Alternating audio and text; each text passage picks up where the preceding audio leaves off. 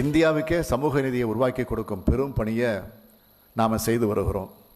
இதர பிற்படுத்தப்பட்ட பிரிவினருக்கான 27 விழுக்காடு இடஒதுக்கீட்டுக்காக நாம் எடுத்த சட்ட ரீதியான முயற்சிகள் தான் அகில இந்தியா முழுமைக்கும் பிற்படுத்தப்பட்ட மாணவ மாணவருக்கு இந்த செய்தி இனிப்பு செய்தியாக அமைந்திருக்கு.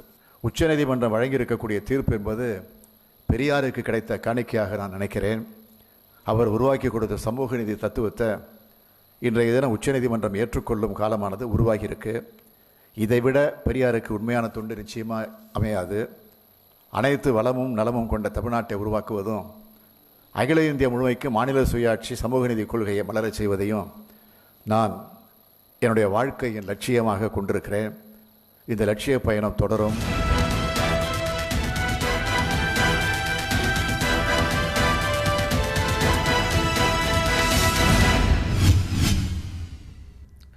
வணக்கம். இது கேள்விக்களம். தமிழக முதலமைச்சர் திரு மு.க. ஸ்டாலின் அவர்கள் தன் வாழ்நாளின் லட்சியம் என்று இதற்கு முன்னால் எதையும் பிரகடனப்படுத்தியதாக நினைவில்லை. முதல் முறையாக தன் வாழ்நாள் லட்சியம் என்று ஒரு கருத்தை சொல்லியிருக்கிறார். 2 கோணத்தில் 2 பார்வைகளை அவர் சொல்லியிருக்கிறார். தமிழ்நாட்டை அனைத்து வளமும் நலமும் கொண்ட மாநிலமாக உருவாக்குவதும், அகில இந்தியா முழுமையும் சமூக நீதி மாநில சுயாட்சி என்கிற 2 கொள்கைகளை மலரச் செய்வதும் தன் வாழ்நாளின் லட்சியமாக கொண்டிருப்பதாக பிரகடனப்படுத்தியிருக்கிறார். அகில இந்திய அரசியலில் குறிப்பாக 2 தினங்களுக்கு முன்னால் 27% இடஒதுக்கீடு தமிழ்நாட்டு கட்சிகள், தமிழ்நாட்டு தலைவர்கள் தொடர்ந்த வழக்கின் காரணமாக நிலைநிறுத்தப்பட்டு, அதனால் இந்தியா முழுமையும் இருக்கக்கூடிய பிற பிற்படுத்தப்பட்ட மக்கள் பயனடையக்கூடிய ஒரு சூழலும், தமிழ்நாடு ஏன் இப்படி சிந்திக்கிறது, எந்த வகையில் செயலாற்றுகிறது என்பது பற்றிய ஒரு முனைப்பும் விவாதத்தை கிளறிவிட்டிருக்கக்கூடிய ஒரு நேரத்தில் முதலமைச்சர் இதை சொல்லியிருக்கிறார். சமூக நீதி என்பதும் மாநில சுயாட்சி என்பதும் இப்போது இந்திய அரசியலில் பேசு பொருளாக மாறி இருக்கிறதா, மாற வேண்டுமா, அதற்கான தேவை இருக்கிறதா, அதை ஒரு மாநிலத்தின் தலைவராக இருக்கக்கூடிய, முதலமைச்சராக இருக்கக்கூடிய ஒரு தலைவர் இந்தியா முழுமையிலும் அதை நிறைவேற்றுவது என்பது இன்றைக்கு நடைமுறையில் எந்த அளவிற்கு சாத்தியமான ஒன்று? மாநில சுயாட்சி, சமூக நீதி என்கிற இரட்டை கொள்கைகளை உயர்த்தி பிடித்து இந்திய அரசியலை தன் கவனப்படுத்தக்கூடிய ஒரு முயற்சி என்று இதை பார்ப்பதா? குறிப்பாக கெஜ்ரிவால், மம்தா பானர்ஜி போன்ற தலைவர்கள் அகில இந்திய அளவில் தங்களுக்கான களத்தை, தங்களுக்கான இடத்தை தேடி நகரக்கூடிய சூழ்நிலையில் திரு மு.க. ஸ்டாலின் அவர்களது இந்த அறிவிப்பு எதை சுட்டுகிறது என்பதை விவாதிக்கப் போகிறோம். நம்மோடு சட்டமன்ற உறுப்பினர்கள் திராவிட முன்னேற்றக் கழகத்தின் திரு டாக்டர் எழிலன், விடுதலை சிறுத்தைகள் கட்சியின் திரு ஆலூர் ஷானவாஸ், வழக்கறிஞர் திரு தமிழ்மணி, வலதுசாரி திரு ஸ்ரீராம். உங்கள் அனைவருக்கும் வணக்கம். ஆலூர் ஷானவாஸுடைய முதற் பார்வையிலிருந்து தொடங்கணும். இதுவரையிலும் முதலமைச்சர் தன் வாழ்நாள் லட்சியம் அப்படின்னு பிரகடனப்படுத்தினதில்லை. ஃபஸ்ட் டைம் அவர் ஒரு டிக்ளேர் பண்ணுறாரு அப்படின்னு பார்க்கலாம். ஒரு தமிழ்நாடு சார்ந்த, தமிழ்நாடு நல்லா இருக்கணும், அது எல்லா வளமும் பெறணும்னு சொல்கிறத புரிஞ்சிக்க முடியுது. அகில இந்திய அளவிலான கோல் அப்படின்னு சொல்கிறது எதை காட்டுது? இன்னொன்று, ஒரு மாநில அளவிலான லீடருக்குன்னு இருக்கிற லிமிட்டேஷன்ஸ், அதை கடந்து அதை அச்சீவ் பண்ணுறதுன்றது முடியுமா? அதாவது முதலமைச்சர் அவர்கள் முதல் முறையாக தன்னுடைய வாழ்நாள் லட்சியம் அப்படின்னு சொல்லியிருக்காரு அப்படின்னு நீங்கள் சொல்கிறீங்க. ஆனால் தமிழ்நாட்டினுடைய லட்சியம் அதுதான். தமிழ்நாட்டினுடைய எண்ணத்தை தான் முதலமைச்சர் அவர்கள் வெளியிடுறார். தமிழ்நாடு எல்லாவற்றுக்கும் ரோல் மாடலாக வரலாறு முழுவதும் வழிகாட்டி இருக்கிறது. இந்தியாவினுடைய ஒட்டுமொத்த மாநிலங்களுக்கும் வழிகாட்டி இருக்கிறது. குறிப்பாக சமூக நீதிக்காக அரசியலமைப்பு சட்டத்தை திருத்தம் கொண்டு வந்த மாநிலம் தமிழ்நாடு. 69 விழுக்காடு இடஒதுக்கீட்டை எட்டிய மாநிலம் தமிழ்நாடு. இன்றைக்கு சமூக நீதி விஷயத்தில் நாம் எதையெல்லாம் சாதித்திருக்கிறோமோ அது அனைத்துமே நம்முடைய கருத்துருவாக்கம்தான். தமிழ்நாட்டில் முளைத்து கிளைத்து வளர்ந்த ஒரு கருத்துருவாக்கத்தினுடைய விளைவு தான் ஆட்சி அதிகார தளத்தில் அது நடைமுறைப்படுத்தப்பட்டிருக்குது. வெற்றியாக அறுவடை செய்திருக்கிறோம். இந்தியாவில் மற்ற மாநிலங்களில் அந்த விழிப்புணர்வு இல்லாமல் போனதும், அல்லது சமூக நீதி அடிப்படையில் கிளர்ந்து எழுந்து வந்த கட்சிகள் அதிலிருந்து டைல்யூட் ஆகி நீர்த்து போனதனுடைய விளைவை இன்னைக்கு அவங்க சந்திக்கிறாங்க.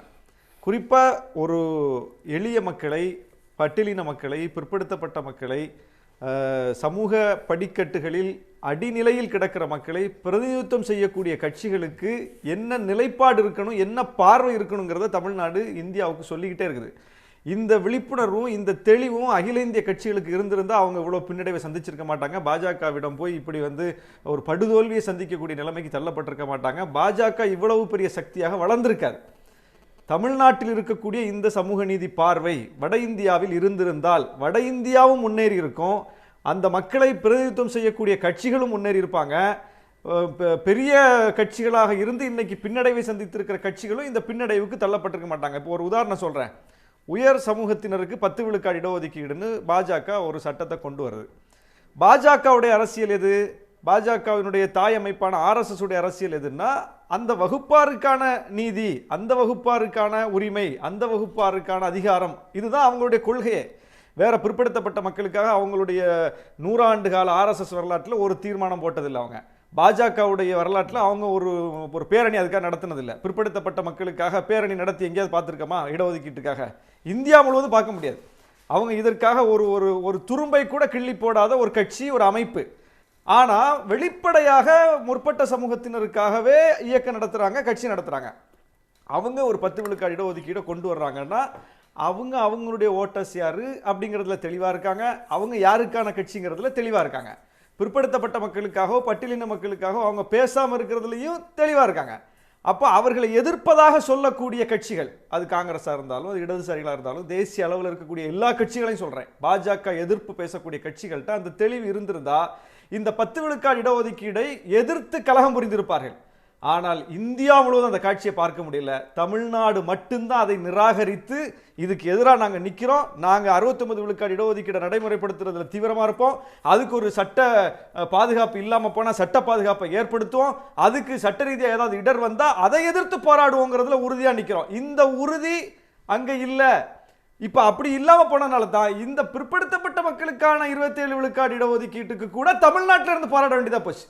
நீங்க முலாயம் சிங் யாதவ் யாரை பிரதிநிதித்துவம் செய்யக்கூடிய கட்சி? மாயாவதி யாரை பிரதிநிதித்துவம் செய்யக்கூடிய கட்சி? யாருடைய தலைவர்? நீங்க வட இந்தியா முழுவதும் இருக்கக்கூடிய எல்லா தலைவர்களும், பாஜகவை எதிர்க்கணும்னு சொல்லக்கூடிய தலைவர்கள் எல்லாம் இதை சாத்தியப்படுத்தி இருக்கணும்ல. இந்த 27 விழுக்காடு இடஒதுக்கீட்டுக்கு ஒரு பிரச்சனை வருது, மருத்துவ உயர் படிப்புல அதை நடைமுறைப்படுத்துவதற்கு மோடி அரசு தயங்குறாங்க, அதை பின்னுக்கு தள்ளுறாங்கன்னா தமிழ்நாட்டில இருந்து தானே குரல் போச்சு. முதல்ல போய் எங்க தலைவரும் பொதுச் செயலாளர் ரவிக்குமாரும் போய் சுகாதாரத்துறை அமைச்சரை பார்க்குறாங்க. இப்போ 2019 திமுக தரப்புல இருந்து பார்க்குறாங்க. உச்சநீதிமன்றத்துக்கு நாங்கள் போகிறோம், விடுதலை சிறுத்தைகள் சார்பில் உச்சநீதிமன்றத்துக்கு போனோம். இல்லை இது இங்கே எடுக்கப்படாது, நீங்கள் உயர்நீதிமன்றத்துக்கு போங்கன்னு அந்த மனுவை ரிஜெக்ட் பண்ணுறாங்க. அதுக்கப்புறம் திமுக உள்ளிட்ட கட்சிகள் உயர்நீதிமன்றத்துக்கு போகிறாங்க, இந்த மருத்துவ உயர் படிப்பில் இடஒதுக்கீட்டை பின்பற்றணும் அப்படின்னு சொல்லி. உயர்நீதிமன்றம் 3 மாத காலம் அவகாசம் கொடுத்து ஒன்றிய அரசுக்கு ஒரு குழுவை நியமித்து இதை உடனே நடைமுறைப்படுத்துங்கன்னு வழிகாட்டுது.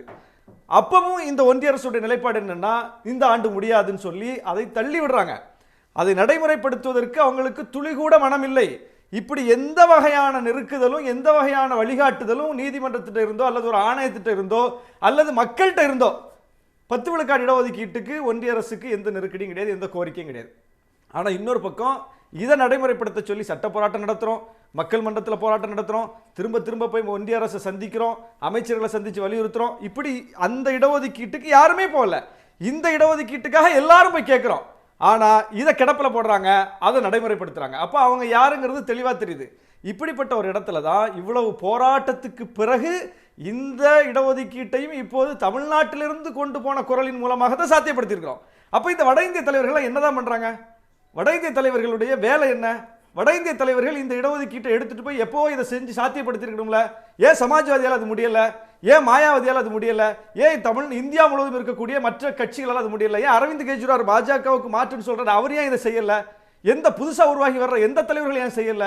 அல்லது நம்ம அண்டை மாநிலமாக இருக்கக்கூடிய ஆந்திராவில் இருந்தோ கர்நாடகத்தில் இருந்தோ கூட ஏன் இந்த மாதிரியான குரல் போய் இந்தியாவுக்கு அழுத்தம் கொடுத்து ஒன்றிய அரசுக்கு அழுத்தம் கொடுத்து சாதிக்க மாட்டார்கள்? அவங்களுக்கு இந்த தெளிவு இல்லை. இப்படிப்பட்ட ஒரு சூழல்ல தான் தமிழ்நாட்டிலிருந்து முதலமைச்சர் இந்த குரலை வெளிப்படுத்துறார். ஏற்கனவே மாநில சுயாட்சிக்கும் நம்ம தான் தீர்மானம் போட்டோம், தமிழ்நாட்டில் தான் தீர்மானம் போடப்பட்டது. மாநில சுயாட்சி குரலை நாடாளுமன்றத்தில் அண்ணா தான் எழுப்பினார், அவருடைய குரல் தான் அங்கே ஒலிச்சுது. கலைஞர் அதற்கு தீர்மானமே கொண்டு வந்தார். அதை பார்த்து தான் பஞ்சாபும் வங்கமும் தீர்மானம் போட்டாங்க. மாநில சுயாட்சிக்கு நாம தான் முன்னுதாரணம், இடஒதுக்கீட்டுக்கு நாம தான் முன்னுதாரணம்.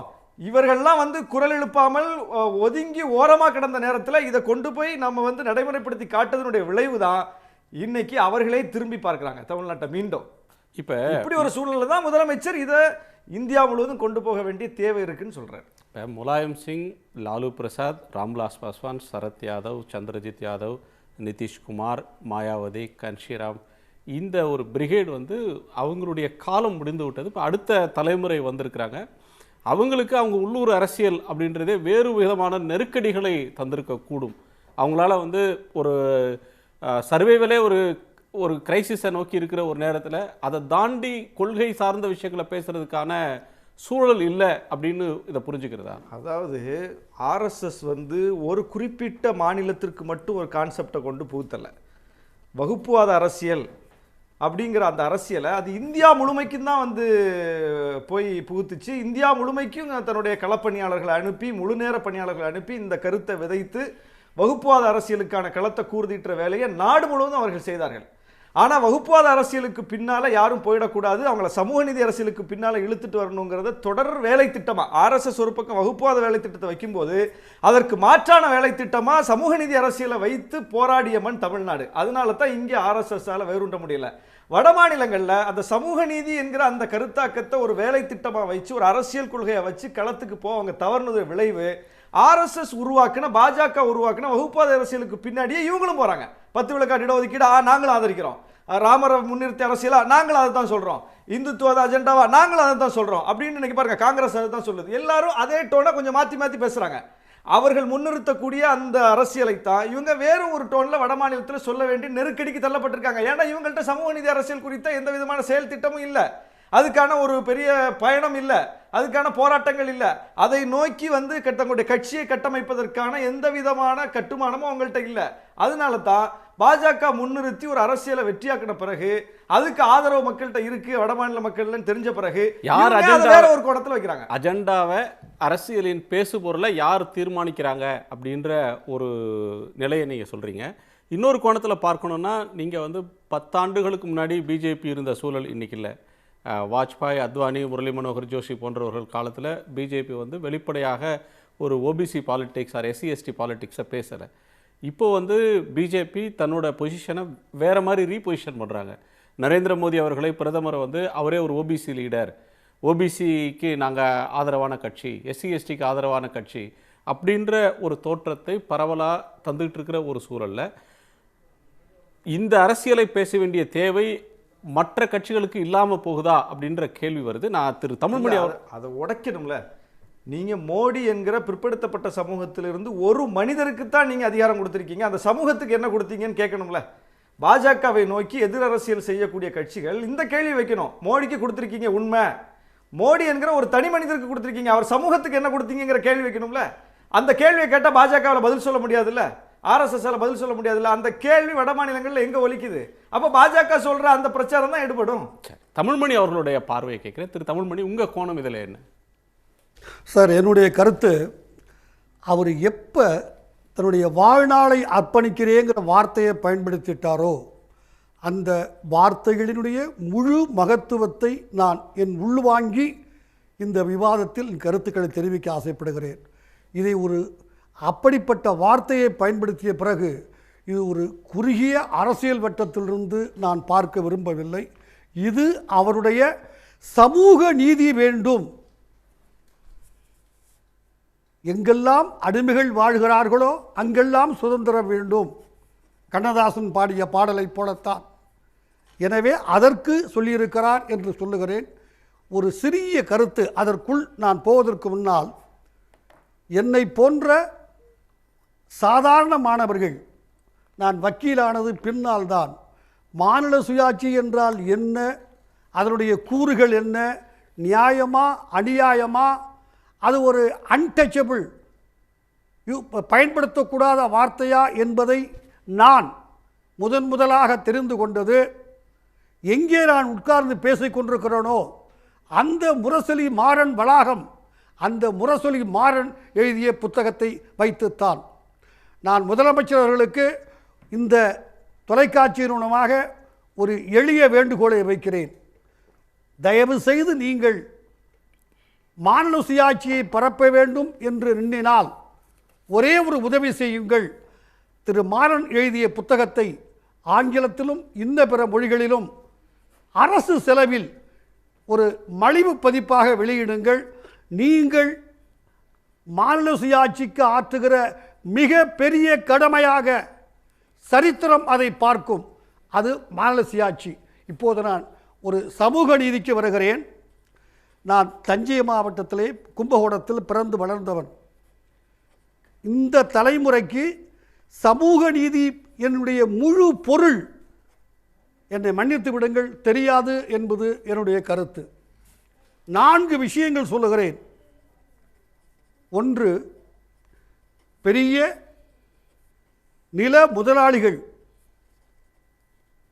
பெண்கள், எளிய குடும்பத்தை சார்ந்த விவசாய குடும்பத்தை சார்ந்த பெண்கள் வயசுக்கு வந்தால் அந்த நிலச்சுவார்ந்தார்களுக்குத்தான் முதலாக அவள் விருந்தாக்கப்படுவாள் என்கிற எழுதப்படாத சட்டம் தஞ்சை மாவட்டத்தில் முழுக்க இருந்தது. என்னுடைய மாமனார் ஏஎம் கோபு கொலை வழக்கில் சிறையில் இருந்தார் 10 ஆண்டு காலம். என்ன காரணம் தெரியுமா? அப்படி ஒரு பெண்ணை கெடுத்த காரணத்துக்காக ஒரு நிலச்சுவார்ந்தாரை வெட்டி கொன்றார். இது நான் என் மாமனார் பெருமையை அல்ல, இதுதான் அன்று இருந்த நிலைமை. 1975 வரை கும்பகோணத்திலே 2-3 குறிப்பிட்ட ஜாதிகள் பிராமணால் காஃபி ஹோட்டலில் தரையில் அமர்ந்து காப்பி சாப்பிட வேண்டும். பெஞ்சு இருக்கும். தன்னை உயர் ஜாதியாக கருதி கொள்ளுகிறவன், உயர் ஜாதியாக சமுதாயத்தால் அந்த ஹோட்டல் மேனேஜ்மெண்டால் மதிக்கப்படுகிறவன் பெஞ்சில் உட்காரலாம் அல்லது நாற்காலியில் உட்காரலாம். 1975 வரை ஒரு குறிப்பிட்ட இனம் கீழே அமர வேண்டும். ஏன்? முடி வெட்டுவது ஒரு குறிப்பிட்ட உயர் ஜாதிக்கு வீட்டில் போய் வெட்டுவார்கள். கடையில் வெட்டினால் 2 நாற்காலி, கீழ் ஜாதிக்கு ஒரு நாற்காலி, அதற்கு ஒரு தனி சீப்பு, மேல் ஜாதிக்கு ஒரு நாற்காலி, அதற்கு ஒரு தனி சீப்பு. இதை கலந்து விட முடியாது. கும்பகோணம் கல்லூரியிலே அரசு கல்லூரியில் 1970 வரை தண்ணீர் குடிப்பதற்காக இருந்த பாத்திரம் பிராமினுக்கு ஒரு பாத்திரம், நான் பிராமினுக்கு ஒரு பாத்திரம். இது மாணவர்களுக்காக வைக்கப்பட்ட பாத்திரம் அல்ல. அங்கிருந்த ஒரு 35 ஊழியர்கள், கல்லூரி ஊழியர்களுக்காக வைக்கப்பட்ட பாத்திரம். அது ஒரு பெரிய கலாட்டா நடந்து எனக்கு தெரியும். நான் பேர்களை எல்லாம் இப்போது இவ்வளவு ஆண்டுக்கு பின் குறிப்பிடுவது முறையாக இருக்காது. இப்படி சமூக நீதி என்பது அன்றைக்கு எந்த சூழ்நிலையில் இருந்தது? விவசாய தொழிலாளி வேலை செய்யவில்லை என்றால், ஒரு எளிய ஜாதியாக இருந்தால் கட்டி வைத்து அடிப்பது, வாயை 4 பேர் பிடித்து கொண்டு சாணியை கரைத்து வாயில் ஊற்றுவார்கள். இதையெல்லாம் நாம் கடந்து வந்திருக்கிறோம். இந்த தமிழ்நாடு கடந்து வந்திருக்கிறது. என்ன அளப்பரிய தியாகங்களை செய்து கடந்து வந்திருக்கிறோம். இது திராவிட கட்சிகள் இல்லை என்று சொன்னால் நான் இதை அரசியலாக மாற்ற விரும்பவில்லை. திராவிட கட்சிகள் இல்லாமல் இருந்திருக்குமானால், தந்தை பெரியார், பேரறிஞர் அண்ணா, கலைஞர் இவர்கள் இல்லாமல் இருந்திருந்தால் இந்த சமுதாய கொடுமைகளை ஏன் சில குறிப்பிட்ட ஜாதியினர் ஜாக்கெட் அணியக்கூடாது? நான் பேர் சொல்ல விரும்பவில்லை. தமிழ்நாட்டுடைய தென்கோடி தமிழ்நாட்டில் 2 மாவட்டங்களிலே அந்த ஜாதிச்சாரர்கள் ஜாக்கெட் அணியக்கூடாது, ஒரு புடவையை மேலே சுற்றி கொள்ள வேண்டும். இதுதான் அன்றைக்கு நடைமுறையாக இருந்தது. கோயிலுக்குள்ளே விடமாட்டார்கள், கோயிலுக்குள்ளே வரக்கூடாது, சாமி தூக்குவான். ஏனென்றால் 400 கிலோ. 2 தலைமுறைக்கு முன்னால் இருக்கக்கூடிய சமூக யதார்த்தத்தை நீங்கள் சொல்கிறீங்க. அன்றைக்கு அது இருந்தது, அது வரலாற்றில் பதிவான ஒரு உண்மை.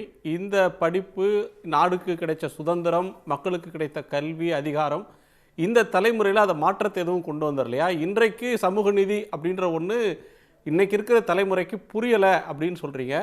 அதை வேறு மொழிகளில், வேறு வார்த்தைகளில் அவங்களுக்கு புரிஞ்ச வகையில் அந்த டயலக்டை மாற்றி சொல்லணும்.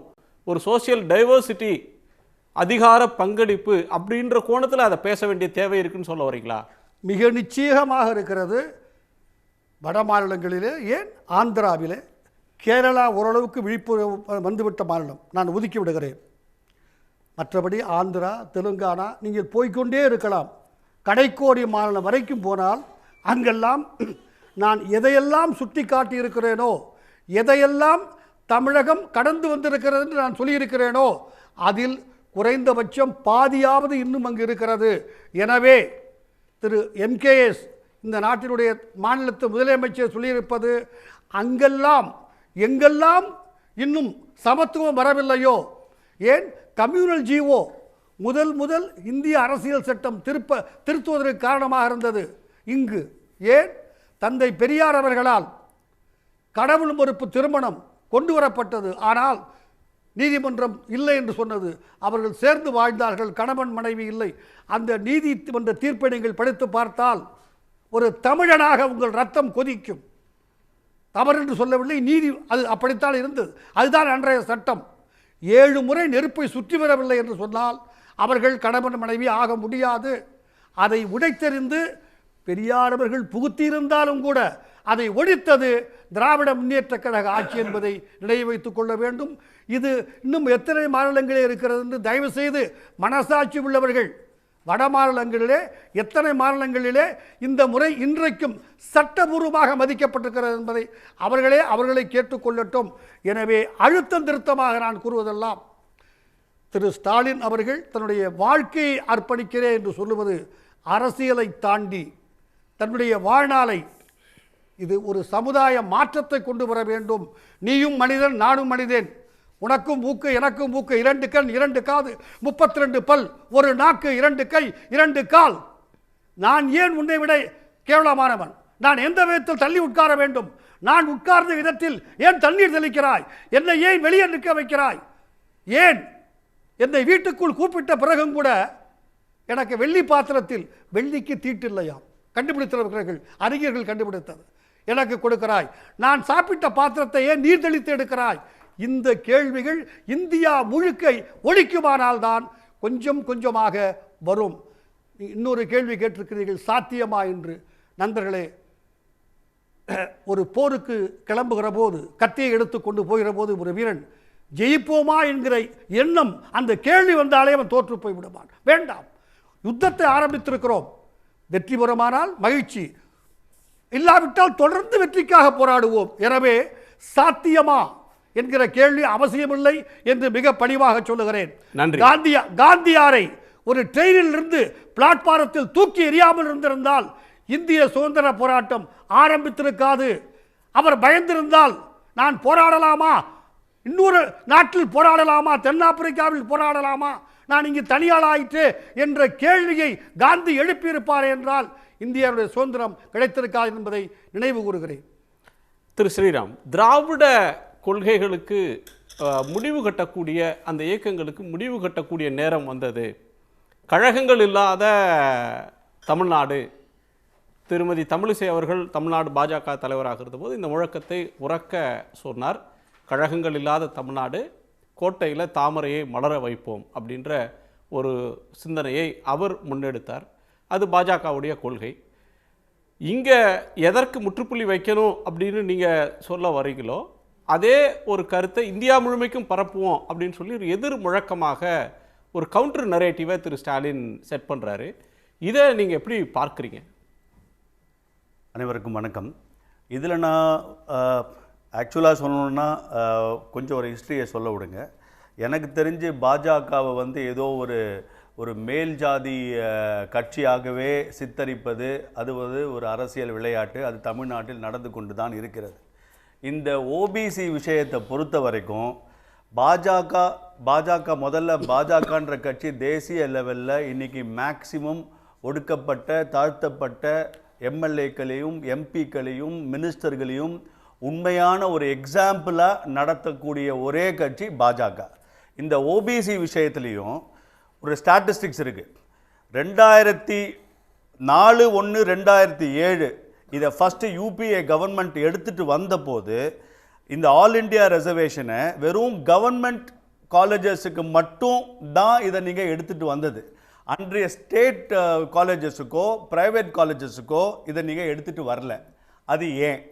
2006 2014 வரைக்கும் எந்த ஒரு கேஸோ எந்த ஒரு ஸ்டேவும் இல்லாத பட்சத்தில் இதை நீங்கள் இந்த ஓபிசி ரிசர்வேஷனை மிச்ச இதர அந்த காலேஜஸுக்கும் மிச்ச ப்ரைவேட் காலேஜஸோ இல்லை ஸ்டேட் கவர்மெண்ட் காலேஜஸுக்கோ யூபிஏ அரசாங்கம் 6 வருஷம் எடுத்துட்டு வராதது ஏன்? 2015 இந்த குமாரி சலோனியோட கேஸ் ஃபைல் பண்ண போது கூட இங்கே திமுக அந்த கேஸில் அவங்க அதில் ஜாயின் பண்ணிக்காதது ஏன்? போன வருஷம் ஏப்ரல்லையே இந்த கவுன்சிலிங் எல்லாம் முடிஞ்சு தெரிஞ்சும் கடைசி நேரத்தில் நீங்கள் அதை தடை கோருவது ஏன்? இந்த கேஸில் வரும்போதே 2015 சலோனி இந்த கேஸை ஃபைல் பண்ணுற போதே 2016 அஃபிடவிட் ஃபைல் பண்ணது இந்த பாஜக அரசாங்கம். உங்கள் சுப்ரீம் கோர்ட்டோட உங்கள் கையில் இருக்கு இந்த உரிமை, நீங்கள் சொல்வதை நாங்கள் செய்வதற்கு தயார் என்று அஃபிடவிட் ஃபைல் பண்ணது பாஜக அரசாங்கம். வேற எந்த கட்சியோ எந்த மாநில அரசாங்கமோ கிடையாது. அப்படி இருக்கும் பட்சத்தில் அதே மெட்ராஸ் ஹைகோர்ட் இந்த விஷயத்தை கேட்ட போதும் இதே விஷயத்தை சொல்லி நாங்கள் 2016 இந்த அஃபிடவிட்டை ஃபைல் பண்ணியிருக்கோம், நாங்கள் ஒரு கமிட்டியை ஃபார்ம் பண்ணி அது என்ன பர்சன்டேஜ்னு எங்களுடைய கொள்கை, இது பாஜகவின் கொள்கை காரணத்தினாலே இந்த கமிட்டியை ரெடி பண்ணி அவங்க அதுக்கான வேலையை பார்த்தது பாஜக அரசாங்கம். 1989 the only party in India Mandal கமிஷனோட ரெக்கமெண்டேஷனை நாங்கள் பூர்த்தி செய்வோன்னு பண்ண அரசாங்கம் பாஜக மட்டும்தான். 86 இருந்து இந்த ஆல் இண்டியா ரிசர்வேஷன் இருக்கும்போது 34 வருஷம் மிச்சம் இவங்க சொல்ற எல்லா கட்சிகளும் அந்த இதர ஓபிசிகளுக்கு என்ன செய்தார்கள்? மௌனம் காத்தார்கள். இதை வேணுமென்றே கடைசியில் இப்போ இந்த பாஜக அரசாங்கம் இந்த வெற்றியை தான் பறித்து செல்லும் என்ற ஒரு பயத்தில் தான் நாங்கள் தான் செஞ்சோம் சொல்றாங்களே தவிர இதுக்கு முழுக்க பாஜக அரசம் பிரதமர் மோடியின் முக்கியமான அவருடைய எஃபர்ட்னால என்பதை நான் மாற்று கருத்தில்லை. இதுதான் என்னுடைய விவாதம். நீங்கள் OBC reservation all India quota அப்படின்ற அளவோட அதை சுருக்கிக்கிறீங்க. நான் தமிழ்மணி அவர்கள் கூட குறுக்கிட விரும்புகிறார். ஒரு நிமிஷம் திரு தமிழ்மணி, எழிலரோட பார்வையை நான் கேட்டு வந்துடுறேன். திரு எழில், அடிப்படையில் சில முக்கியமான தரவுகளை நான் கொடுக்க விருப்பப்படுறேன். இன்றைக்கி தமிழ்நாட்டு முதல்வர் ஈரோடு மாவட்டத்துக்கான நலத்திட்ட உதவிகளை அறிவிக்கும் போது அங்கே தந்தை பெரியார் திறந்துவிட்ட கல்லூரியை அது மாநிலமே எடுத்து நடத்தணும் என்ற ஒரு முக்கியமான அறிவிப்பை அறிவிக்கும் போது சிக்கே நாயக்கர் கல்லூரி ஈரோடுன்னு ஞாபகம் வருது. தந்தை பெரியார் அவருக்கு ஞாபகம் வரார். தந்தை பெரியார் அவருக்கு ஞாபகம் வரும்போது இயல்பாகவே திராவிட தன்மையில் திராவிட வேரில் ஊர்ன ஒரு தலைவர் இந்த சமூக நீதிக்காக தன் வாழ்நாள் முழுக்க நான் என்னை அர்ப்பணிக்கிறேன்னு சொல்கிறது. கொஞ்ச நாள் படி டூ ஆர் டை அப்படின்னாரு. அப்புறம் அதை மாற்றி டூ அண்ட் டை அதுக்கப்புறம் செய்த பிறகு செத்து மடி என்பதும் சமூக நீதிக்காக தன் வாழ்க்கையை அர்ப்பணிப்பேன் என்று ஒரு முதல்வர் ஸ்தானத்திலேருந்து மக்களுக்கு இந்த நாட்டு மக்களுக்கு அவர் செய்தி சொல்லும் போது அது அந்த வார்த்தைகள் அவர் வெளிப்பாடு வரும்போது அங்கே தந்தை பெரியார் உள்ளே இருக்கார், அறிஞர் அண்ணா உள்ளே இருக்கார், முத்தமிழ் அறிஞர் உள்ளே இருக்கார். இந்த 3 பேரோட அடிப்படை சித்தாந்தம் திராவிட முன்னேற்ற கழகம் திராவிட இயக்கங்கள் மாதிரி சமூக இயக்கத்திலிருந்து சமூக அரசியல் இயக்கமாக மாறி இந்த சமூக நீதி பாதுகாப்பு இயக்கமாக என்றும் இந்த நாட்டுக்கு வழிகாட்டியாக அமைந்துள்ளது என்ற கொள்கை பிரகடனத்தை தான் இன்றைக்கி சொல்கிறார். ஆளுநர் உரை விவாத முடிவு அப்போ பதில் சொல்லும் போது இது தந்தை பெரியாரோட அரசு, பகுத்தறிவு அரசு, இது பேரறிஞர் அண்ணாவோட அரசு, மாநில உரிமைக்கான அரசு, இது முத்தமிழ் அறிஞரின் அரசு, இது சமூக நீதிக்கான அரசு என்பது பகுத்தறிவு, மாநில உரிமை, சமூக நீதி என்ற அடிப்படை திராவிட முன்னேற்ற கொள்கையை பிரகடனை பற்றி இன்னைக்கு மக்களுக்கு செய்தியாக சொல்கிறார். அது ஒரு பக்கம் இருக்கட்டும். பாஜக நண்பர் தொடர்ச்சியாக அவர் இந்த ஓபிசி ரிசர்வேஷன் பற்றி சில கருத்துக்களை தெரிவித்தார். ஆல் இண்டியா ஓபிசி ரிசர்வேஷனுக்கு மருத்துவ மாணவ காலத்திலேருந்தே இந்த போராட்ட காலத்தில் இருந்தனால சில உண்மைகளை அவர்கிட்ட சொல்ல விருப்பப்படுறேன். ஆல் இண்டியா கோட்டா என்பது சுப்ரீம் கோர்ட்னால் கண்டுபிடிக்கப்பட்ட ஒன்று. 1985 6 நீங்கள் சுப்ரீம் கோர்ட்னா டொமிசிலரி ஸ்டேட்டஸ், அதாவது எல்லா மருத்துவ கட்டமைப்பும் எல்லா மாநிலங்களுக்கும் சமமாக இல்லை, ஏன்னா எல்லா மருத்துவக் கல்லூரிகளும் ஒரு தகுந்த இடத்தை கொடுக்கணும்னு சொல்லிட்டு முதல் 25% இளநிலையிலையும் பிறகு 15% இளநிலையிலையும் 25% முதுநிலையிலையும் கொடுத்தாங்க. பிறகு அதே உச்சநீதிமன்றம் 25% முதுநிலையில் கொடுக்கக்கூடாது, நீங்கள் 50% மாநிலங்கள் ஆல் இண்டியா தொகுப்புக்கு கொடுக்கணும்னு சொன்னாங்க. இது 1900 பிரதீப் ஜெயின் கேஸில் சொன்னாங்க. ரெண்டாவது அபயநாத் கேஸ் 2004 நடந்தது. இது ஆல் இண்டியா தொகுப்பு என்பது சுப்ரீம் கோர்ட்னால உருவாக்கப்பட்டனால அபேநாத் கேஸ்ன்றது இந்திய அரசியலமைப்பு சட்டத்தில் அடிப்படை. ஆனால் அம்பேத்கர் உருவாக்கிய SC/ST ரிசர்வேஷன் வந்து ஆல் இந்தியாவில் தொகுப்பில் நடக்கணும்னு ஒரு கேஸ் போட்டார். அப்போ உச்சநீதிமன்றம் அரசியலமைப்பு சட்டத்தை அடிப்படையில் ஆல் இந்தியா தொகுப்பில் நம்ம வந்து SC/ST ரிசர்வேஷன் கொடுக்கணும்னு சொன்னாங்க. அதில் 15% SC, 7% SC/ST ரிசர்வேஷன் கொடுத்தாங்க. இது 2004-5 வந்த காலகட்டத்தில்னால அப்போ UPA 1 அரசாங்கம் இருந்தது. அப்போ UPA 1 அரசாங்கத்தப்போ ஆல் இந்தியா தொகுப்பில் சுப்ரீம் கோர்ட் கண்டுபிடிப்பினால உச்சநீதிமன்றத்தினால அப்போ அன்புமணி அவர்கள் வந்து இங்கே வந்து சுகாதாரத்துறை அமைச்சர் அந்த சுப்ரீம் கோர்ட் ஜட்ஜ்மெண்ட்டை உடனே இம்ப்ளிமெண்ட் பண்ணார். சரி, SC/ST ரிசர்வேஷன் கொடுத்தாச்சு, ஏன் ஆல் இந்தியா தொகுப்பில் வந்து OBC ரிசர்வேஷன் கொடுக்கலன்னு சலோனி குமாரி கேஸ் வந்து ஸ்டேக்கு கிடையாது. SC/ST ரிசர்வேஷன் கொடுத்தா மாதிரியே ஏன் மத்திய அரசு அப்போ 2014-2015 யார் ஆட்சியில் இருந்தாலும் அவருக்கு தெரியும், மோடி அரசு தான் அப்போ ஆட்சியில் வந்துட்டாங்க. அப்போ 2014-2015 சலோனி குமாரியோட கேஸ் என்ன சொன்னாங்கன்னா, ஏன் SC/ST ரிசர்வேஷன் மாதிரி 27% OBC ரிசர்வேஷன் ஏன் கொடுக்கக்கூடாது, ப்ரோ ரிசர்வேஷன் ஏன் கொடுக்கக்கூடாது, நாட் ஃபார் ஸ்டே கிடையாது, அது ஒன்று அவர் திருத்திக்கணும். அப்போ 2015 2019 வரைக்கும் சலோனி குமாரி கேஸ் போட்ட லாயர்ஸ் வந்து டெல்லியில் நமக்கு நம்ம நெருங்கிய நண்பர்கள் அப்போ வந்து பேசிட்டு இருக்கும்போது 8 தர பாஜக அரசாங்கத்தினால் நியமிக்கப்பட்ட வழக்கறிஞர்கள் 8 தர அப்பியர் ஆகி அந்த கேஸ் வந்து அவங்க வந்து இம்ப்ளிமெண்ட் பண்ணுற சொல்லின மாட்டு ஆல் இண்டியா கோட்டா ஒரு தரையும் ப்ராஸ்பெக்டிவ்ஸ் வரும்போது அப்போ இருந்த பாஜக அரசு என்ன பண்ணோம்னா, ஆல் இண்டியா ப்ராஸ்பெக்டில் சலோனி குமார் கேஸ் இருக்குது, அந்த கேஸ் இருக்கனால நாங்கள் இந்த தடவை OBC ரிசர்வேஷன் கொடுக்க மாட்டோம்னு மென்ஷன் பண்ணிகிட்டே இருப்பாங்க. அப்போ 27% ரிசர்வேஷன் சலோனி குமாரி கேஸ் ஏன் கொடுக்கக்கூடாதுன்னு என்று சொல்கிறது. ஆனால் ஆல் இண்டியா ப்ராஸ்பெக்டஸில் இந்த கேஸை காரணம் காட்டி பாஜக அரசு தள்ளி போட்டு இருந்தது. நீதிமன்ற தடை எதுவும் இல்லை, கொடுக்கக்கூடாதுன்னு. ஏன் கொடுக்கல தான் SC/ST ரிசர்வேஷன் மாதிரி ஏன் கொடுக்கக்கூடாதுன்னு சலோனி குமாரி கேஸ். இப்போ 2019 திராவிட முன்னேற்ற கழக அன்னைக்கே வந்து பாஜக அரசு, ஒன்றிய பாஜக அரசு வந்து ரிசர்வேஷன் நாங்கள் இம்ப்ளிமெண்ட் பண்றோம் அப்படின்னா அந்த கேஸே முடிஞ்சு 2015 ஓவர். அவங்க அமல்படுத்துவதற்கு எந்த தடையும் இல்லை. 2015 ஓவர்னா நான் அவரை மாதிரியே அவருக்கு நான் கிரெடிட் கொடுக்க விருப்பப்படுறேன். ஏன்னா 2014 கேஸ் அப்பியர் ஆகி as government central government policy நாங்கள் வந்து OBC ரிசர்வேஷன் நாங்கள் கொடுக்க போகிறோம்னு சொல்லி தான் மேட்டர் முடிஞ்சிருக்கோம். ஆனால் அதுக்கு 4 வருஷம் அவங்க கடைப்பிடிக்காதனால 4 வருஷத்துக்கு உள்ள பாதிப்பு அடிப்படையில் தான் 2019 மருத்துவ மாணவர்கள் குழுலாம் சேர்ந்து அப்போ எதிர்க்கட்சி தலைவராக இருந்த திராவிட முன்னேற்ற கழக தலைவர் இப்போ முதல்வராக இருக்க அவரை போய் பார்த்து, கழக தலைவரை போய் பார்த்து அவங்க வந்து கோரிக்கை வைக்கிறாங்க. என்ன கோரிக்கை வச்சோன்னா, உடனே வில்சனை கூப்பிட்டு உடனே நீங்கள் பார்லிமெண்ட்டில் பேசணும்னு கோரிக்கை வைக்கிறாங்க. 2019 வில்சன் அவர்கள் பார்லிமெண்ட்டில் மட்டும் பேசல, அப்போது இருந்த சுகாதாரத்துறை அமைச்சராக ஹர்ஷவர்தனுக்கு லெட்டர் எழுதி ரிப்ளை கேட்கும்போது இதே ரிப்ளை சலோனி குமார் கேஸ் இருக்குன்னு சொல்லி ரிப்ளை கொடுக்காங்க. அப்போ இந்த கேஸை உடைக்கணும்னா ஃபர்ஸ்ட் வில்சன் வந்து உயர் நீதிமன்றத்துக்கு போறார், உச்ச நீதிமன்றத்துக்கு போறார், சுப்ரீம் கோர்ட். இப்போ சுப்ரீம் கோர்ட் சொல்றாங்க, எதுக்கு கேட்குறீங்க, எங்கள் ஆல் இண்டியா ப்ராஸ்பெக்டஸில் மெடிக்கல் போஸ்ட் கிராஜுவேஷனுக்கு வந்து ஸ்டேட் ஸ்பெசிஃபிக் ரிசர்வேஷன் ஃபாலோ பண்ணணும்னு MCI ரூல்ஸே இருக்குது ப்ராஸ்பெக்டஸ்லான்னு சொன்னால் நீங்கள் உங்கள் கன்சர்ன் கோர்ட்டுக்கு போங்க, திருப்பி அனுப்பிச்சிடுறாங்க. அப்புறம் திராவிட முன்னேற்ற கழகம் வந்து ஹைகோர்ட்டில் வந்து கேஸ் போடுறாங்க, வில்சன் அவர் கேஸ் போடுறாங்க. அப்போ ஹைகோர்ட்டில் கேஸ் டிஸ்கஷன் நடக்கும்போது ஹைகோர்ட் ஜட்ஜ்மெண்ட் தெளிவாக என்ன சொல்லுதுன்னா, எஸ் ஆல் இண்டியா கோட்டாக்கு ஒரு ஸ்டேட்லேருந்து இன்னொரு ஸ்டேட் சரண்டர் பண்ணும்போது அந்த ஸ்டேட்டோட சீட்ஸோட குவாலிட்டி அப்படி தான். அப்போ என்னென்ன ஸ்டேட்டில் என்னென்ன ரிசர்வேஷன் இம்ப்ளிமெண்ட் ஆகுதோ அப்போ அந்த ஸ்டேட் ரிசர்வேஷனை கொடுங்கன்னு சொன்னாங்க. அது உயர்நீதிமன்றத்தோட தீர்ப்பு. அப்போ அந்த உயர்நீதிமன்ற தீர்ப்பு வரும்போது அதே பாஜகவோட சென்டரோட ரெஸ்பான்ஸை வந்து நான் உங்களுக்கு இங்கே சொல்ல நான் விருப்பப்படுறேன். சென்ட்ரல் கவர்மெண்ட் ஹைகோர்ட்டில் சென்னை உயர்நீதிமன்றத்தில் என்னென்ன ரெஸ்பான்ஸ் சொன்னாங்க, இதே பாஜக OBC ரிசர்வேஷனுக்கு என்ன சொல்லிக்காங்க நான் சொல்கிறேன். என்ன சொன்னாங்கன்னா, 50% மேலே கிராஸ் ஆகிடும், ஏன்னா நாங்கள் வந்து 10% 50% மேலே சுப்ரீம் கோர்ட் லிமிட் இருக்குது, அதனால இந்த OBC ரிசர்வேஷன் நாங்கள் இம்ப்ளிமெண்ட் பண்ண முடியாது. நம்பர் 2, நீங்கள் வந்து சீட்ஸை வந்து அதிகப்படுத்தினா அன்ரிசர்வ் கேட்டகரி ஸ்டூடெண்ட்ஸ் பாதிக்கப்படுவாங்கன்னு சொன்னாங்க.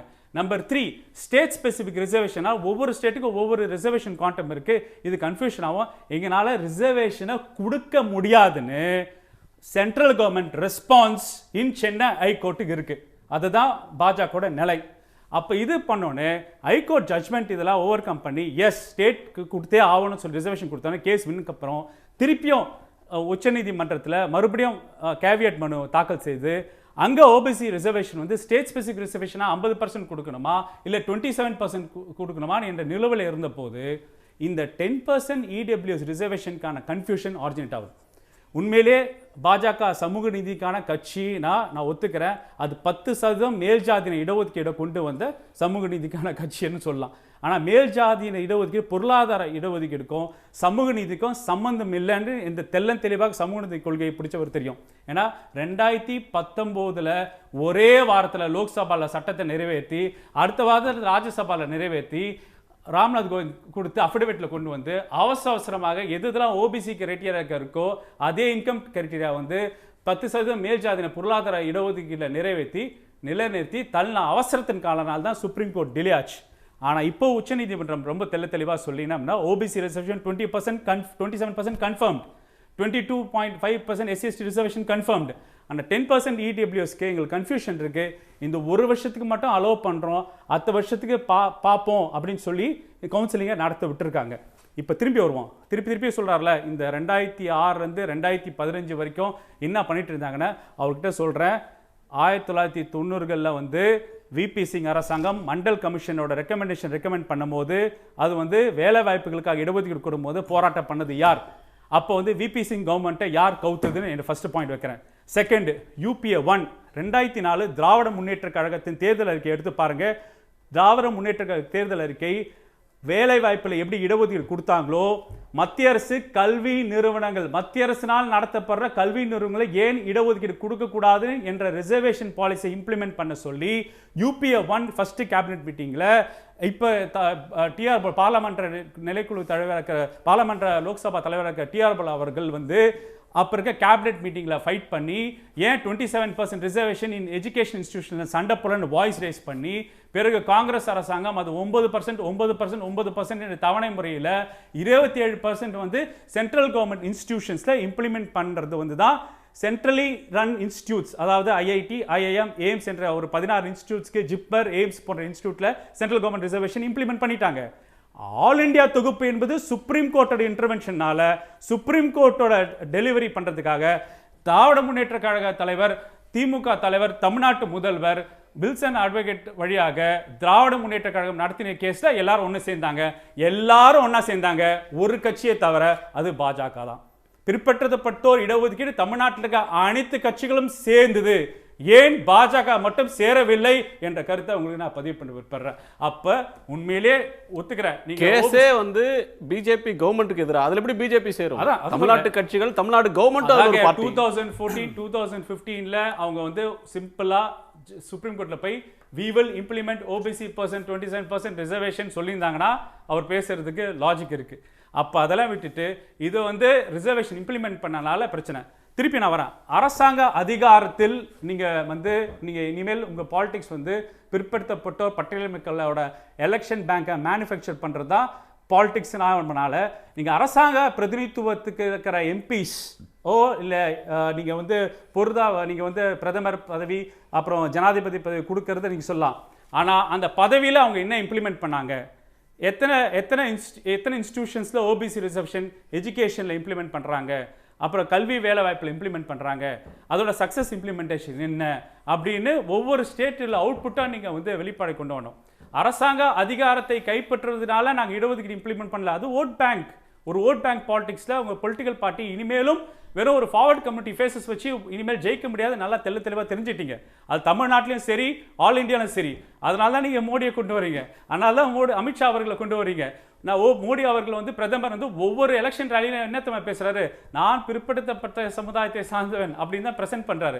அப்ப ஓட்டு வங்கிகளாக மாற்றக்கூடியவர்களுக்கு நீங்க எலெக்ஷன் இன்ஜினியரிங்க்கு நீங்க சோஷியல் இன்ஜினியரிங் பண்றீங்க, கிரெடிட் பண்றேன், நோ இஷ்யூஸ். உங்களை பார்த்து அரசியல் கட்சிகள் கத்துக்கணும் சோஷியல் இன்ஜினியரிங் எப்படி பண்ணோம் எலெக்ஷன்ல. ஆனா ஜெயிச்சு வந்ததுக்கு அப்புறம் நீங்க உங்களோட பாலிசி என்ன இம்ப்ளிமெண்ட் என்ன ஒரு கேள்விக்குரிய இருக்கா இல்லையா?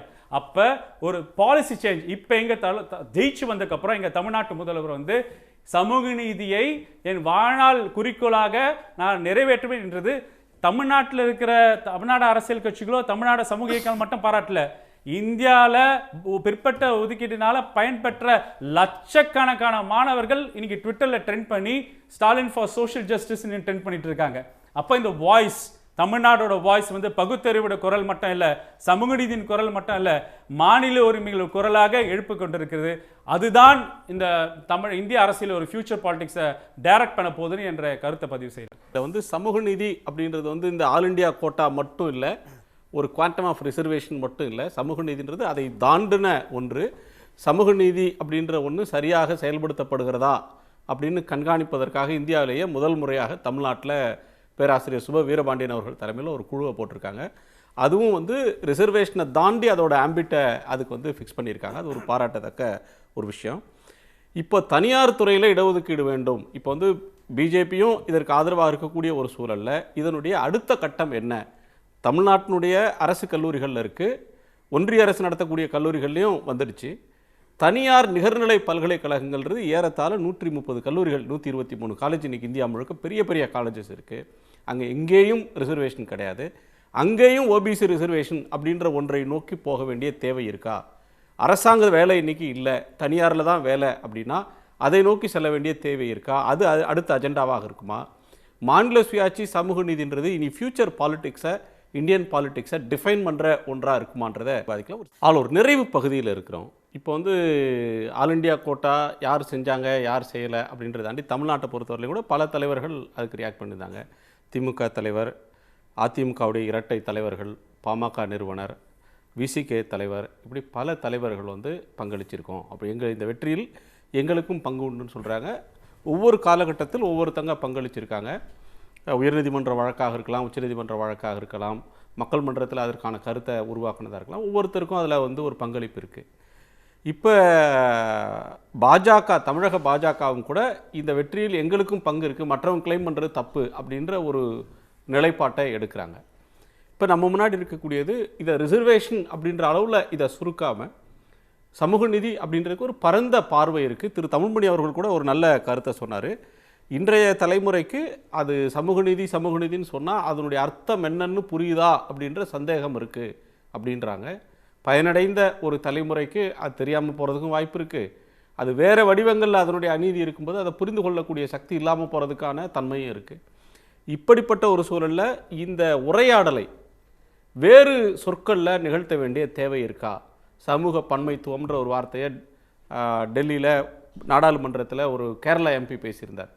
நீதித்துறையில் ஒரு குறிப்பிட்ட பிரிவினரே இருக்கிறாங்கன்னு அவர் பேசும்போது, சுப்ரீம் கோர்ட் ஜட்ஜஸ் பற்றி பேசும்போது எதிர்த்தரப்பில் கேள்வி வருது, ஏன் ஜாதியை பேசுகிறீங்கன்றாரு. உடனே அவர் சொன்னால், நான் ஜாதியை பேசலை, அந்த நீதித்துறையில் எல்லாருக்கும் பங்களிப்பு இருக்கணும், சோசியல் டைவர்சிட்டி வேணும்னு சொன்னார். இப்போது இதை பேசுவதற்கான மொழியில் மாற்றம் வேணுமான்னு ஒன்று. இன்னொன்று, இதனுடைய அடுத்த கட்டம்ன்றது இன்னமும் வேறு மாதிரி இதை அடைய வேண்டிய இலக்குகளை நோக்கி பயணிக்கிறதுக்கு வேறு இலக்குகள் இருக்கான்னு கட்டாயமாக இருக்குது. அதாவது உயர்கல்வியில் இடஒதுக்கீடு, உயர்கல்வி நிறுவனங்களில் இடஒதுக்கீடு அப்படிங்கிறது ரொம்ப முக்கியமானது. ஐஐடி ஐஎம்லலாம் இப்போ வரைக்கும் இடஒதுக்கீடு முறையாக பின்பற்றப்படவில்லை. எஸ்சி எஸ்டிக்கு கூட அவங்க வந்து அதை பின்பற்றுவதில் மிகப்பெரிய நெருக்கடியை தான் கொடுக்கிறார்கள். அதுபோல் உயர் பதவிகளில் இடஒதுக்கீடு, அதை வந்து இன்னும் ஏற்றுக்கொள்ளப்படாத ஒரு கோரிக்கையாக தான் கிடக்குது. அப்போ நம்முடைய கோரிக்கை என்பது அடுத்த கட்டத்தை நோக்கி போகணும். குறிப்பாக தனியார் துறையில் இடஒதுக்கீடு. ஏன்னா இன்றைக்கி அரசு கட்டமைப்பு முழுக்க சேதப்படுத்தப்பட்டாச்சு, தனியார் மையத்தை நோக்கி நாடு முழுக்க தள்ளப்பட்டாச்சு. அப்படிப்பட்ட இடத்துல அரசு பொதுத்துறை நிறுவனம்னு ஒன்று இருந்தால் தானே இப்போ இருக்கிற ரிசர்வேஷனை போய் நம்ம கேட்க முடியும். அது தனியார் துறை ஆக்கி விட்டுட்டா அங்கே வந்து எப்படி இந்த ரிசர்வேஷன் செல்லும்? அப்போ இந்த ரிசர்வேஷன் ஏர்டெல்லையும் இருக்காது, பிஎஸ்என்எல் இருந்தால் தான். ஆமாம், பிஎஸ்என்எல் காலி பண்ணிட்ட பிறகு இடஒதுக்கீடு பேப்பரில் தான் வச்சுட்டு நம்ம வந்து சுற்றிட்டு இருக்கணும். அப்போ அது காகிதத்தில் இருக்குமே தவிர நடைமுறையில் என்னவா இருக்கும்? நடைமுறையில் அந்த இன்ஸ்டிடியூஷனே இருக்காது, அது வேற ஒரு இடத்துக்கு போயிடுச்சுப்போம். அப்போ அந்த இடத்திலும் நம்முடைய இடஒதுக்கீடு உறுதி செய்யப்படணும். அப்புறம் இடஒதுக்கீடு மட்டுமே சமூக நீதி இல்லை, அதை புரிந்து கொண்ட ஒரே மாநிலம் தமிழ்நாடு தான். ஏன்னா நாம் இந்தி திணிப்பை எதிர்க்கிறோம்ல, அதுவும் சமூக நீதி தான். மாநில உரிமை பேசுகிறோம்ல, அதுவும் சமூக நீதி தான். எல்லா மாநிலமும் வரி கட்டுறோம், நீ ஏன் ஒரு குறிப்பிட்ட மாநிலத்துக்கு வந்து சிறப்பு கவனம் கொடுக்குற, எங்களை ஏன் பின்னுக்கு தள்ளுற அப்படிங்கிற கேள்வி இருக்குல்ல, அது சமூக நீதியின் குரல். அது 22 மொழிகளை அரசியலமைப்பு சட்டத்தில் ஏற்றுக்கொண்டுட்டு 1-2 மொழிகளுக்கு மட்டும் முன்னுரிமை கொடுக்குறீங்க, எங்க மொழிக்கு சம உரிமை கொடுங்கிறதும் ஒரு சமூக நீதி குரல் தான். அதுவும் ஒரு சமூக நீதி போராட்டம் தான். நாம எழுப்புற எல்லா போராட்டமும் சமூக நீதிக்கான போராட்டம் தான், சம வாய்ப்புக்கான போராட்டம் தான், அதிகார பரவலுக்கான போராட்டம் தான். அது இடஒதுக்கீடை மட்டும் நம்ம புரிஞ்சுக்கிறோம். அப்படி இடஒதுக்கீடு மட்டுமல்ல, இடஒதுக்கீட்டுக்காக மட்டும் தமிழ்நாடு போராடலை. முதல்ல அரசியலமைப்பு சட்டத்தில் திருத்தத்தை கொண்டு வந்தது இடஒதுக்கீட்டுக்காக கொண்டு வந்தோம். ஆனால் இந்தி திணிப்பை எதிர்த்து இந்தி பேசாத மாநிலங்களுக்கெல்லாம் சேர்த்து வாக்குறுதி வாங்கினோம்ல, அதுவும் சமூக நீதி போராட்டம் தானே, அதுவும் சமூக நீதிக்கு போராட்டத்தில் ஒரு பெரிய மைல்கல்ல. அது மாதிரி எல்லாமே தமிழ்நாடு முன்வைக்கிற மாநில உரிமை சார்ந்ததாக இருந்தாலும் எல்லாமே சமூக நீதியினுடைய வடிவங்கள் தான். இன்றைக்கு நீங்கள் சொன்ன மாதிரி இளையோரிடம் உரையாடுவதற்கு இது ஒரு ட்ரை சப்ஜெக்டாக சுருங்கி போயிடக்கூடாது. ஏன்னா இந்த இடஒதுக்கீட்டினால் பயன்பெற்ற தலைமுறையிடமே நானும் என் முற்பட்ட சமூகத்தை சார்ந்த மாணவரும் ஒரே என்னை விட அதிகமாக மார்க் எடுத்திருக்கான், ஆனால் அவனுக்கு இடம் கிடைக்கல, எனக்கு இடம் கிடைச்சிருச்சு, இது எனக்கு ரொம்ப வருத்தமாக இருக்குன்னு இவனே சொல்கிறான். இவன் தந்தை படிக்கல, இவன் பார்ட்னர் படிக்கல, இவன் தலைமுறையில் யாருமே படிக்கல, அவன் தலைமுறையில் எல்லாருமே படிச்சிருக்காங்க, அவனுக்கு அந்த வாய்ப்பு இருக்குது, உனக்கு தான் அந்த வாய்ப்பு மறுக்கப்பட்டிருக்குது, அதனால உனக்கு இந்த இடம்ங்கிற அந்த பார்வை கூட இந்த இளைஞர்களுக்கு இல்லைங்கிறது ஒரு குறைதான். ஆனாலும் இன்றைக்கு அந்த உரையாடலை நாம் வெகு மக்கள்கிட்ட நடத்த வேண்டியிருக்குது. இதனுடைய அடுத்த கட்டத்துக்கு நம்ம பயணிக்க வேண்டியிருக்குது. அதை உணர்ந்து தான் இன்றைக்கு முதலமைச்சர் அவர்களும் இதை நாடு தழுவிய அளவில் எடுத்துகிட்டு போகணும்னு சொல்கிறார். நன்றி. திரு தமிழ்மணி, உங்கள் நிறைவுப்பார். சார், 2 கருத்து ரொம்ப விளக்கமாக பேசுனாங்க. இந்த 27% சென்னை உயர்நீதிமன்றத்தில் வழக்கு போட்டப்ப என்ன நடந்துச்சுங்கிறது அவ்வளவும் தப்பு. நான் கூட இருந்து கேட்டேன், வாய்மொழி தகவல் இல்லை, அந்த ஜட்மெண்ட்லேயே இது இருக்குது. மத்திய அரசாங்கம் இந்த 27% தர்றோம், சட்டம் இருக்குன்னு கவுண்டர் போட்டாங்க. ஆனால் அவருடைய அடிஷனல் சொலிசிட்டர் ஜெனரல் அதை எதிர்த்து கோர்ட்டில் ஆர்கியூ பண்ணுறாரு, கொடுக்க மாட்டோம். அதை எப்படி மக்கள் மறந்துடுறாங்கன்னு என்னால் புரிஞ்சுக்க முடியல சார். யாருக்குமே ஞாபகம் இல்லை. 27% நாங்கள் கொடுக்க மாட்டோம்னு அடிஷனல் சொலிசிட்டர் ஜெனரல் ஹைகோர்ட்டில் ஆர்கியூ பண்ணுறார். சீஃப் ஜஸ்டிஸ் கேட்குறாரு, என்னப்பா அந்த அந்த சீஃப் ஜஸ்டிஸ் பெஞ்சில் வந்துச்சு அது, ஏப்பா அவங்க அரசாங்கம் கொடுக்கணும்னு சொல்லுதேப்பா, நீ எப்படிப்பா கொடுக்க, அந்த அரசாங்கத்தினுடைய வக்கீலாகிய நீ கொடுக்க மாட்டோம், அவங்க தர முடியாதுன்னு எப்படிப்பா ஆர்கியூ பண்ண முடியும்னு கேட்குறாரு. அந்த வக்கீல் அப்படியே நின்றுருந்தார் பதில் சொல்லாமல். இதை அந்த சீஃப் ஜஸ்டிஸ் அந்த ஜட்மெண்ட்டில் சொல்லியிருக்கிறார். என்ன செய்திருக்கணும்? கன்டுமேசியஸ் அப்படின்ற ஒரு வார்த்தை சார், கன்டுமேசியஸ் அப்படின்ற ஒரு வார்த்தையை சீஃப் ஜஸ்டிஸ் அந்த தீர்ப்பில் சொல்லியிருந்தார். இதை சொல்லியிருக்காரு, நீங்க கவனிச்சிங்களா? அரசாங்கம் கொடுக்கிறேன்னு கவுண்டர் போட்ட பிறகு அவங்களால் நியமிக்கப்பட்ட வழக்கு தரமாட்டோம்னு சொல்றாரு. எந்த மத்திய அரசுடைய அதிகாரியாவது நாங்கள் மன்னிப்பு கேட்டுக்கிறோம், எங்கள் வக்கீல் வளரிட்டாரு, எங்கள் வக்கீல் செய்தது தவறு, ஒரே ஒருத்தர் யாராவது தெரிவிச்சிருந்தால் கூட நான் கோபப்பட மாட்டேன், நியாயம்னு ஏற்றுக்குவேன். எனவே வாயால் கொடுக்குறோம்னு சொல்லிட்டு கையால் மாட்டேன்னு சொன்னாங்க.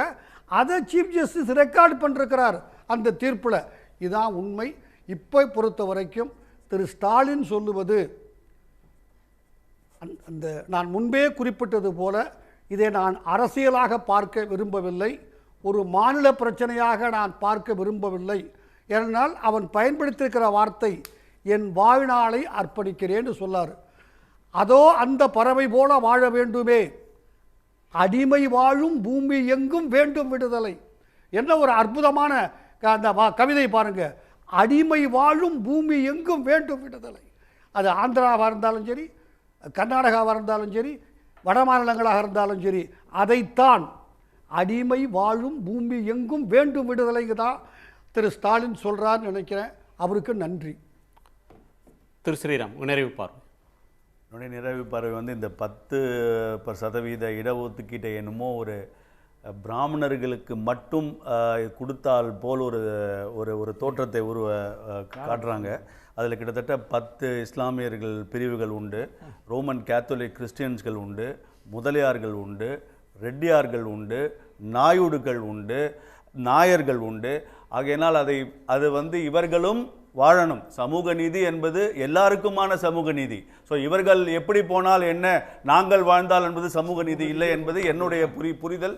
தவறென்றால் நீங்கள் என்னை திருத்துங்க. ஆகையினால் இதை வெறும் இந்த 10 எக்கனாமிக்கலி வீக்கர் செக்ஷன் 10% அதுவும் பிராமணர்களுக்கு மட்டும் என்ற ஒரு கிளியர் அஜெண்டாவை தான் நான் நிறைய இதில் பார்க்குறேன்.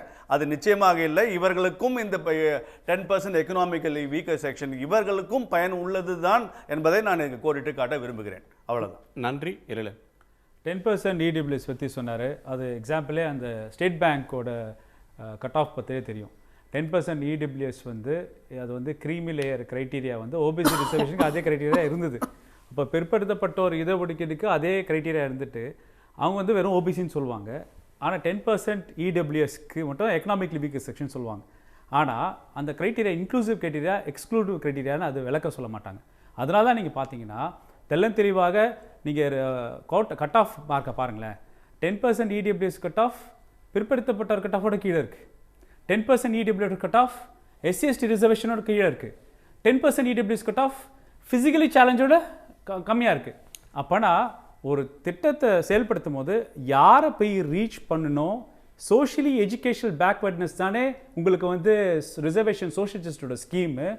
பொருளாதார ஹெல்ப் பண்ணாலும் நீங்கள் ஸ்காலர்ஷிப் ப்ரோக்ராம்ஸ் அதிகமாக இருக்குது. நீங்கள் ஸ்காலர்ஷிப் கொடுத்து அவங்கள வந்து மேலே தூக்கி விடலாம். ஆனால் ரிசர்வேஷன் கான்டெம்ப்டில் வந்து பேலன்சிங் ஆக்டை தான் அது எவ்வளோ தொலைநோக்கு தவறான அவுட்கம்மாக வந்ததுக்காக தான் எக்ஸாம்பிளாக சொன்னேன். இப்போ நீங்கள் வந்து சமூக நீதி 2.0 அப்படின்னு சொல்கிறீங்க. ஆலூர் சானவாஸ்தோட சொல்கிறாரு ஜுடிஷியலில் வந்து ரிசர்வேஷன் வேணும். எஸ் வேணும். உண்மையான ஜட்மெண்ட்ஸ் இந்த நாட்டுக்கான ஜட்மெண்ட்ஸ் வேணும்னா அது தேவை. சென்ட்ரல் கவர்மெண்ட்டில் உயர் ஜாதி பிரிவினர் எவ்வளோ குவாண்டம் டேட்டா நமக்கு தெரியும். 97% யார் யூனியன் கேபினட் செக்ரட்டரிஸாக இருக்கான்னு தெரியும். அந்த டேட்டாவை பார்த்தீங்கன்னா உண்மையான இந்த மக்களுக்கான சட்டங்கள் நிறைவேற்றப்படணும்னா எக்ஸிக்யூட்டிவில் ரிசர்வேஷன் வேணும். மூணாவது பெண்கள் இடஒதுக்கீடு பற்றி பேசுகிறோம்ல, பெண்கள் இடஒதுக்கீட்லேயும் சமூக நீதி வேணும். இன்னொன்று நம்ம என்ன பண்ணுறோம், இப்போ வந்து ப்ரைவேட் செக்டர் ரிசர்வேஷன் பற்றி பேசும்போது வெளிநாடுகள் பார்த்தீங்கன்னா யூஎஸ்லேயும் சரி சவுத் ஆஃப்ரிக்காலும் சரி பெரிய மல்டிநேஷ்னல் கம்பெனிஸ் வந்து அந்த கண்ட்ரீஸில் வந்து இன்வெஸ்ட் பண்ணும்போது அவங்க வந்து அந்த கண்ட்ரியோட அஃபர்மேட்டிவ் ஆக்ஷன், நம்ம இடஒதுக்கீடு கொள்கையை சொல்கிறோம், வெளிநாடுகள் அஃபர்மேட்டிவ் ஆக்ஷன் சொல்கிறோம். அந்தந்த தனியார் கம்பெனி நிறுவனங்கள் முதலீடு செய்யும் போது அந்த உள்நாட்டோட அஃபர்மேட்டிவ் ஆக்ஷன் பாலிசியை இம்ப்ளிமெண்ட் பண்ணும். அப்போ 2004 UPA 1 அரசாங்கமும் இதே ப்ரைவேட் செக்டரில் ரிசர்வேஷன் என்ற குரல்கள் எழுந்தது. அப்போ இங்கே திராவிட முன்னேற்ற கழகம் ஆட்சி, சமூக நீதி 2.0 சமூக நீதி கண்காணிப்பு குழு உருவாக்கின திராவிட முன்னேற்ற கழகம் ஆட்சி, முத்தமிழ் அறிஞர் வழியில் வந்த ஆட்சி.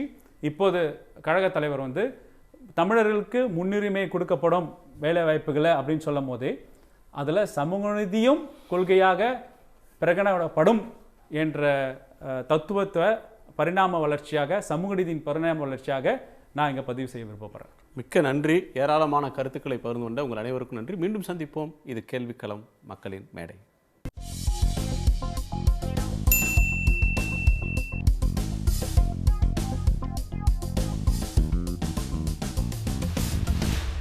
உடனுக்குடன் செய்திகளை தெரிந்து கொள்ள சன் நியூஸ் பெல் ஐகானை கிளிக் பண்ணுங்க.